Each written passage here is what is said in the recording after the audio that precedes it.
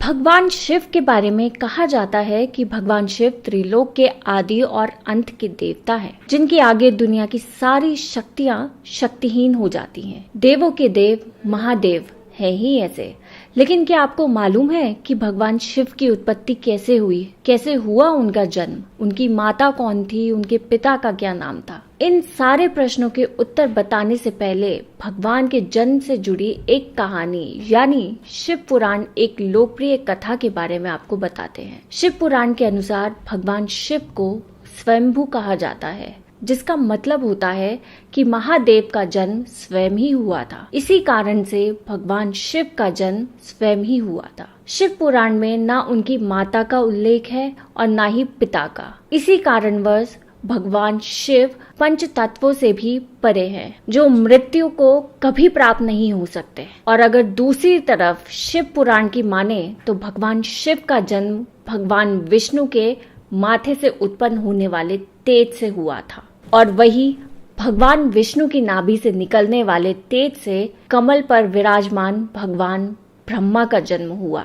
इस कथा के अलावा भगवान शिव के जन्म को लेकर एक और पौराणिक कथा बहुत प्रचलित है। जब भगवान विष्णु और भगवान परम ब्रह्मा के बीच एक बहुत बड़ी बहस छिड़ गई थी कि इस संसार में सबसे महान कौन है, भगवान विष्णु और ब्रह्मा जी के बीच बहस बढ़ने लगी और काफी समय बीतने के बाद उन दोनों के बीच एक जलती हुई खंबा रूपी लौ उन दोनों के बीच प्रकट हुई और आकाशवाणी हुई कि जो भी इस जलते हुए खंबे के छोर को ढूंढ लेगा वही सबसे महान कहलाएगा। जिसे सुन के दोनों हैरान हो गए, लेकिन देरी ना करते हुए दोनों उसे ढूंढने में लग गए। ब्रह्मा जी ने एक पक्षी का रूप लिया और उस खंबे ऊपरी हिस्से ढूंढने लग गए, और वहीं दूसरी तरफ विष्णु जी ने वर का रूप धारण किया और उस खंबे का अंत ढूंढने निकल गए। लेकिन अफसोस, बहुत देर तक खोजने के बाद भी किसी को भी जब खंबे का छोर नहीं मिला और हार मानकर उसी जगह वापस आ गए,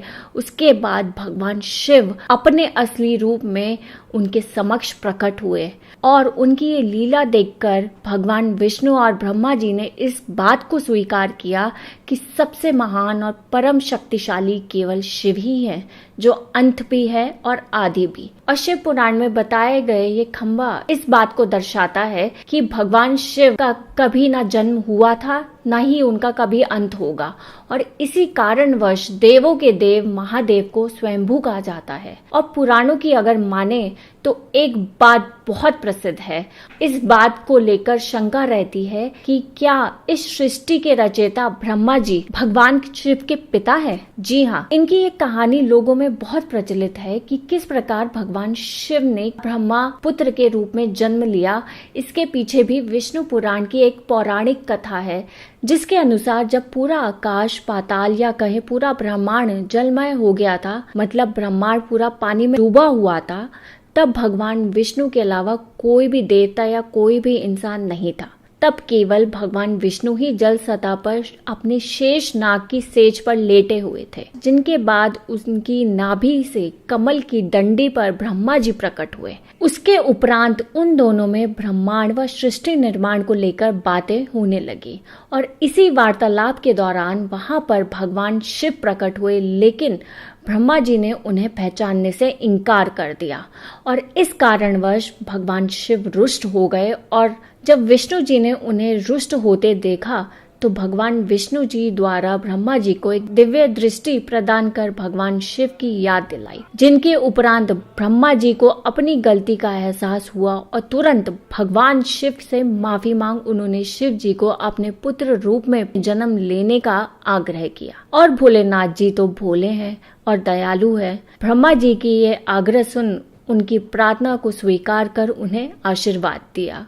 इसके पश्चात जब ब्रह्मा जी इस सृष्टि के निर्माण कार्य में जुट गए, तब उन्होंने भगवान शिव के उस आशीर्वाद का स्मरण किया और कई समय तक तपस्या करने के पश्चात एक बालक के रूप में भगवान शिव उनकी गोद में प्रकट हुए और जोर जोर से रोने लगे। ब्रह्मा जी द्वारा जब उनके रोने का कारण पूछा तो भगवान शिव ने रोते हुए कहा कि उनका कोई नाम नहीं है और देरी ना करते हुए ब्रह्मा जी ने उनका नाम रुद्र रख दिया, जिसका अर्थ होता है रोने वाला। लेकिन भगवान शिव को वो नाम पसंद नहीं आया और ब्रह्मा जी द्वारा दूसरा नाम देने पर भी वो चुप नहीं हुए। इस तरह शिव को चुप करने के लिए ब्रह्मा जी ने उन्हें 108 नाम दिए थे।